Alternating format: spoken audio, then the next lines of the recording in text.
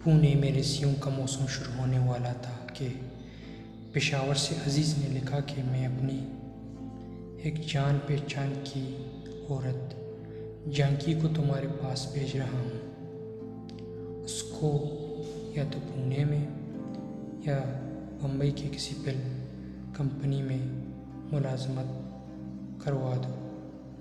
तुम्हारी वाकिफियत काफ़ी है। उम्मीद है तुम्हें ज़्यादा वक्त नहीं होगी।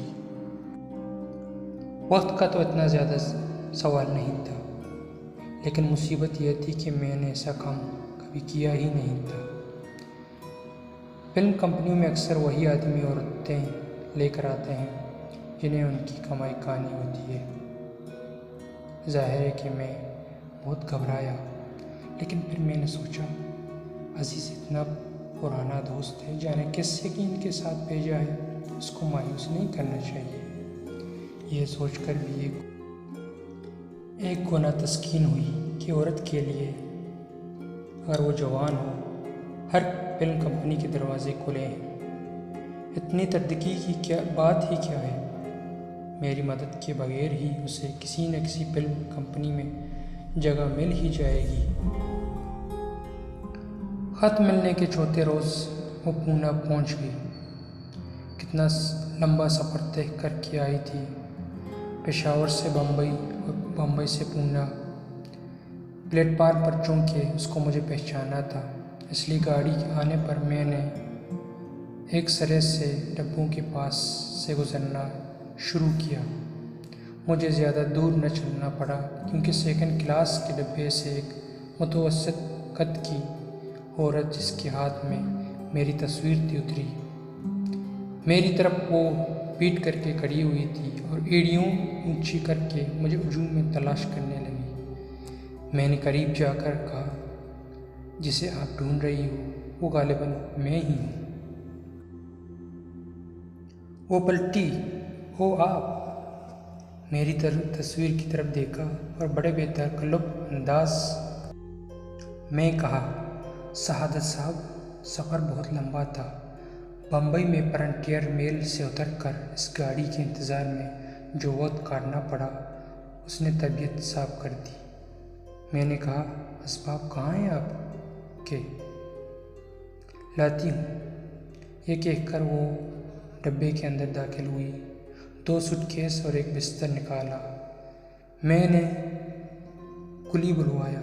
स्टेशन से बाहर निकलते हुए उसने मुझे कहा, मैं होटल में ठहरूंगी। मैंने स्टेशन के सामने ही उसके लिए कमरे का बंदोबस्त कर दिया। उसे गुस्ल करके कपड़े बदलने थे और आराम करना था, इसलिए मैंने अपना एड्रेस दिया और ये कहकर सुबह 10 बजे मुझे मिले। होटल से चल दिया। सुबह 10:30 बजे वो प्रभात नगर, जहाँ मैं एक दोस्त के यहाँ ठहरा हुआ था, आई। जगह तलाश करते हुए उसे देर हो गई थी। मेरा दोस्त इस छोटे फ्लैट में जो नया नया था मौजूद नहीं था।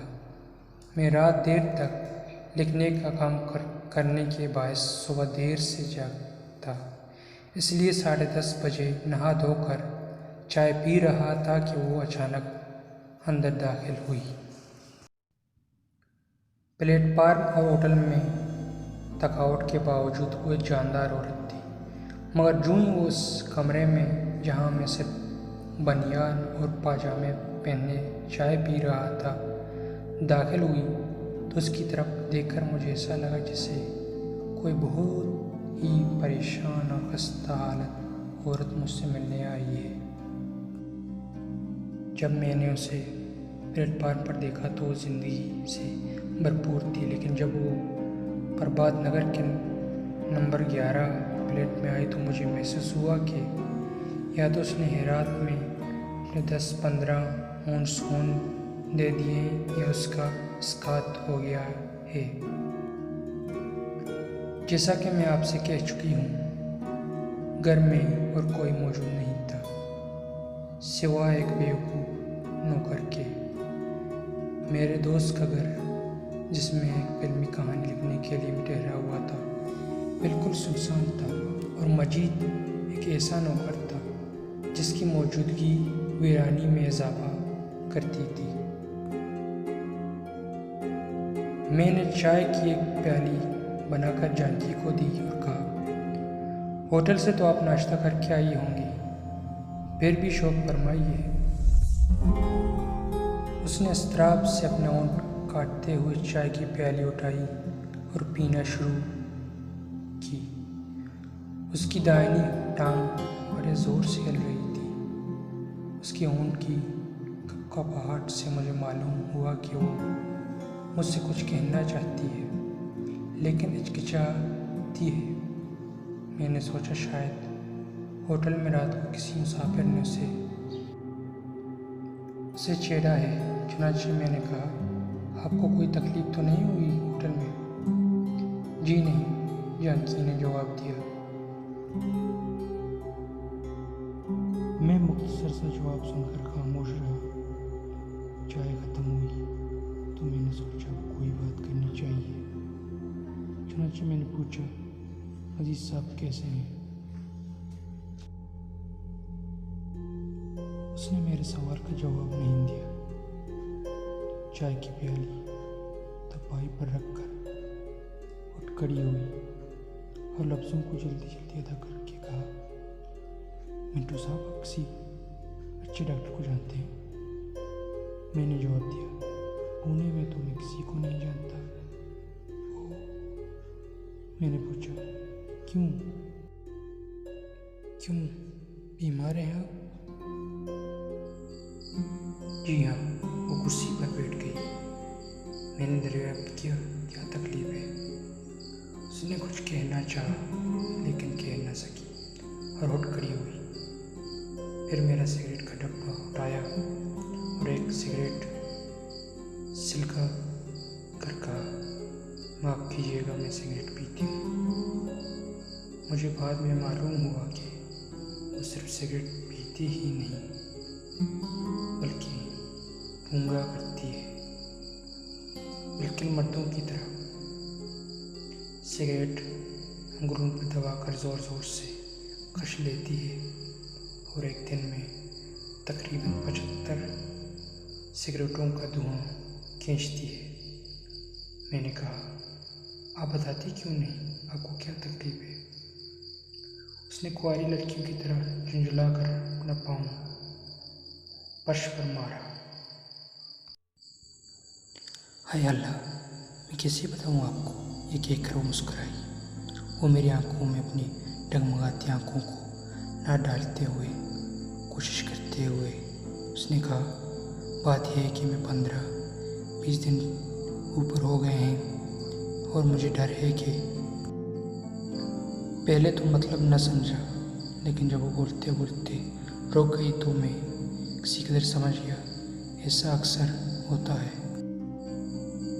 उसने ज़ोर से कश लिया और मर्दों की तरह ज़ोर से धुएं को बाहर निकालते हुए कहा, नहीं, यहाँ मामला कुछ और है। मुझे डर है कि कहीं कुछ टहल ना गया हो। मैंने कहा, उसने सिगरेट का आखिरी कश लेकर उसकी गर्दन चाय की तश्तरी में दबाई। अगर ऐसा हो गया तो बड़ी मुसीबत होगी। एक दफ़ा पेशावर में ऐसा ही गड़बड़ हो गई थी, लेकिन अजीज़ साहब अपने एक हकीम दोस्त से इसी दवाई लाए थे, जिससे 15 दिन ही में सब साफ हो गया था। मैंने पूछा, आपको बच्चे पसंद नहीं? मुस्कुराई, पसंद है, लेकिन कौन पालता फिर है? मैंने कहा, आपको मालूम है इस तरह क्यों बच्चे ज़ाया करना जुर्म है? वो एकदम संजीदा हो गई। फिर उसने भरे लहजे में कहा, मुझसे अजीज़ साहब ने भी यही कहा था, लेकिन सादत साहब मैं पूछना चाहती हूँ, इसमें जुर्म की कौन सी बात है? अपनी ही तो चीज़ है। और इस कानून बनाने वाले को यह भी मालूम है कि बच्चा ज़ाया करने वाले तकलीफ़ कितनी होती है, बड़ा जुर्म है। मैं बेख्तियार हंस पड़ा। अजीब व गरीब औरत हूँ जानकी। जानकी ने भी हंसना शुरू किया। अजीज साहब भी यही कहा करते थे। हंसते हुए उसकी आंखों में आंसू आ गए। मेरा मुशाहिदा है, जो आदमी खुलूस हो, हंसते हुए उसकी आंखों में आंसू ज़रूर आ जाते हैं। उसने अपना बैग खोल कर रुमाल निकाला और आंखें खुश करके भूले बच्चे के अंदाज में पूछा, सादत साहब बताएं क्या मेरी बातें दिलचस्प होती हैं? मैंने कहा, बहुत। झूठ, इसका सबूत? उसने सिगरेट सलगना शुरू कर दिया। भाई शायद ऐसा ही हो।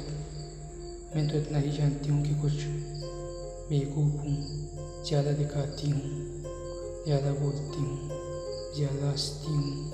अब आप ही देखें, मैं ज़्यादा खाने से मेरा पेट कितना बढ़ गया है। अजीज साहब हमेशा कहते हैं, जानकी कम खाया करो। मैंने उनकी एक न सुनी। सादत साहब, बात यह है कि मैं कम खाऊं तो हर वक्त ऐसा लगता है कि मैं किसी से कोई बात कहना भूल गई हूँ। फिर वो इसकात अमल के मुतालिक बातें करने ही वाली थी कि मेरा दोस्त जिसके यहाँ मैं ठहरा हुआ था आ गया। मैंने जानकी से उसका तारुफ करवाया और बताया वो पहले लाइन में आने का शौक़ रखती है। मेरा दोस्त उसे स्टूडियो ले गया क्योंकि उसको यकीन था कि वो डायरेक्टर जिसके साथ वो बहैसियत असिस्टेंट काम कर रहा था, अपने नए फिल्म में जानकी को एक ख़ास रोल के लिए ज़रूर लेगा। पुणे में जितने स्टूडियो थे, मैंने मुख्तलिफ़ ज़राए से जानकी के लिए कोशिश की। किसी ने उसका साउंड टेस्ट लिया, किसी ने कैमरा टेस्ट। एक फिल्म कंपनी में उसको मुख्तलिफ़ किस्म के लिबास पहना कर देखा गया, मगर नतीजा कुछ ना निकला। एक तो जानकी वैसे ही दिन ऊपर हो जाने के बायस परेशान थी। 4-5 रोज़ मुतवातिर जब उसे मुख्तलिफ़ फिल्म कंपनियों की एकता देने वाली माहौल में बेनतीजा गुजारने पड़े तो वो बहुत ज़्यादा परेशान हो गई।